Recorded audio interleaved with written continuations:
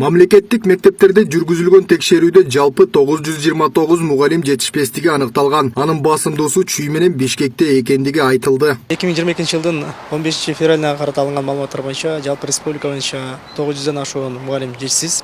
Негизинен мугалимдер Чүй областында, Бишкек шаарында, Баткен областында, Ош областында, Жалал Абад областында, Ысык Көл областында, Талас. Эми тактап айта турган болсок, Чүй областы менен Бишкек шаарында ошо мугалимдердин жетишсиздиги көбүрөөк болуп атат. Андан тышкары Баткен областында болуп атат. Мисалы Баткен областында 138 мугалимдин жетишсиздиги бар.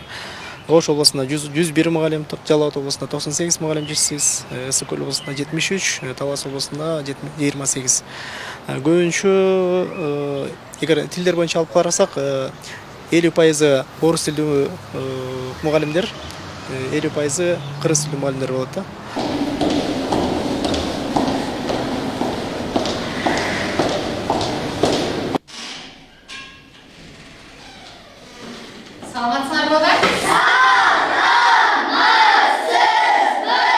Нуркан Кудайбердиева Борбордогу 86 мектепте 8 жылдан бери мугалим болуп эмгектенет. Учурда бул тармакта айлык маселеси дагы оорчундуу экендигин айтат.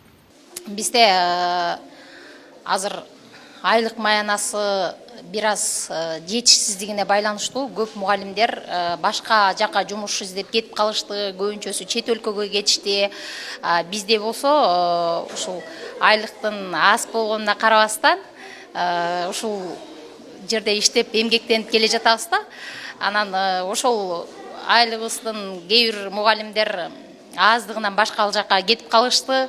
Ошонун себебинен айрым предметтерден мугалимдер жетишпейт бизде.